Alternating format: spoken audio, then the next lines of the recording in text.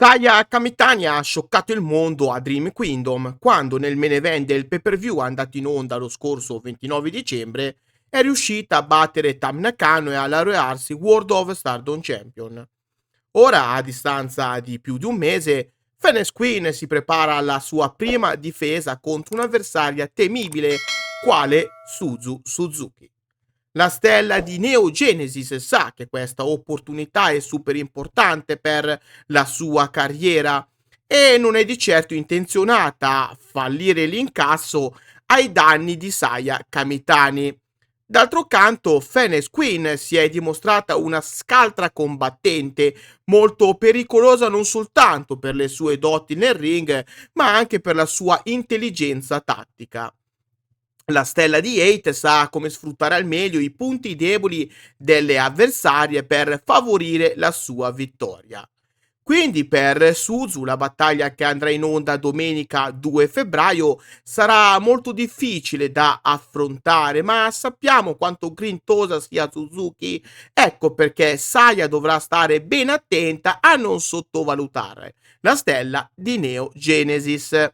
Suzu Suzuki fece capolino in Stardom a Nagoya Supreme Fight, pay-per-view che andò in onda il 29 gennaio del 2022, quando Prominence, stable di cui era membro a quei tempi Suzu Suzuki, entrò in conflitto con Donna del Mondo.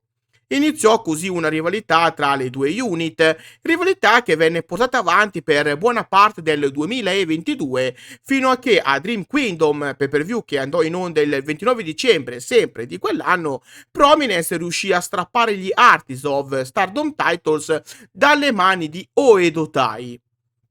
Questo fu il primo titolo targato Stardom che Suzu Suzuki vinse nella sua carriera. Riuscì a tenere le cinture insieme a Risa Sera e Kurumiragi per 115 giorni, perdendo contro Kairi, Natsupoi e Saori Anu a All Star Grand Kingdom nell'aprile del 2023. Dopo che Suzuki perse gli Artists of Stardom Titles, iniziò sempre più frequentemente ad apparire negli show della Stardom e a trovare un'alleanza con Mei Seira. Poco dopo, infatti, le due ragazze decisero di ribattezzare la loro squadra Crazy Star. Questo portò Crazy Star ad iniziare un percorso che le portò a collaborare con alcuni membri di Donna del Mondo, in particolar modo con Maika, che a sua volta iniziò ad avvicinarsi a Megan Bayne. Queste alleanze continuarono fino a che, nell'estate del 2023, Suzuki sconfisse Maika nella finale del Five Star Grand Prix, il che permise a Suzu di conquistare uno dei tornei più prestigiosi nella storia del wrestling. Questa vittoria portò malumori nei rapporti con Maika, anche perché l'infortunio che capitò in quel preciso momento a Tam Nakano costrinse la leader di Cosmic Angels a lasciare vacante la Red Belt, il che portò Suzu Suzuki e Maika a sfidarsi a Dream Kingdom 2023 nel main event dello show con in palio il vacante World of Stardom Championship. Suzu Suzuki perse quel match che consegnò a Maika la Red Belt e mise fine all'amicizia tra le due lottatrici. L'inizio del 2024 per Suzu fu problematico, diciamo, perché si ritrovò con solo Mei Seira come alleata e senza più possibilità di successo. Successo che però non stentò ad arrivare. Sì, sì, perché il 30 marzo del 2024 Crazy Star sconfissero Afrodite, conquistando i Goddess of Stardom Championship. Purtroppo il loro regno avrà però vita breve, sì perché durò soltanto 36 giorni, dove persero le cinture il 5 maggio contro Fukuoka Double Crazy. Qualche mese più tardi, Suzu Suzuki divenne membro di Neo Genesis e da qui iniziò una seconda fase della sua carriera in Stardom.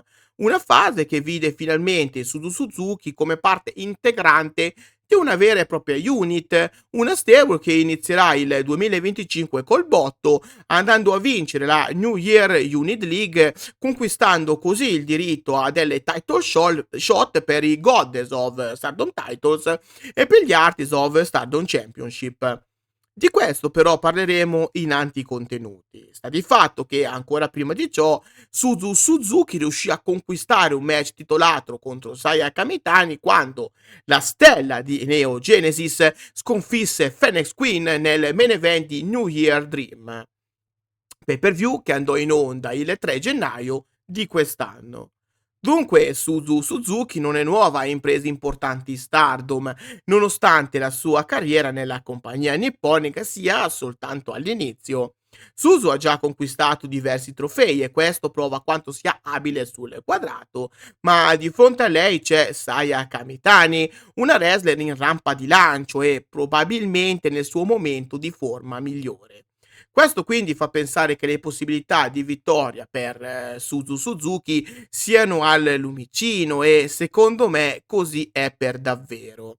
Francamente faccio fatica ad immaginare che Suzu possa vincere contro Saya Kamitani, insomma. Ecco perché il mio pronostico va in favore di Phoenix Queen, che credo rimarrà campionessa ancora a lungo. Il regno di Saya Kamitani è iniziato da poco più di un mese e credo debba obbligatoriamente continuare ancora per diverso tempo. Le possibilità di vittoria dunque di Suzu Suzuki sono pressoché nulle, ma credo potrà rifarsi a breve quando riceverà la sua title shot ai Goddess of Stardom Titles detenuti da Win Gori. Di questo però parleremo in altra sede. Ecco perché vi invito a lasciare un like, a condividere il video con quante più persone possibili in modo da far conoscere il mio canale a tutti i vostri amici e a iscrivervi al canale attivando anche la campanellina per non perdervi i prossimi contenuti. Inoltre vi invito a lasciare il vostro pronostico nei commenti e a votare nel sondaggio che trovate nella sezione community. In più, in descrizione trovate tutti i link del progetto Donne tra le corde, un progetto che vi apre una finestra sul magico mondo del wrestling femminile. Con Donne tra le corde rimarrete sempre aggiornati su tutto ciò che aleggia intorno alle vostre atlete preferite, grazie a news, rumors, risultati dei vari show e così e via. Date un'occhiata ai link che trovate qua sotto in descrizione per tutte le info. Dal vostro amichevole Kirito di quartiere per oggi è tutto. Grazie di cuore e alla prossima. Bye poi!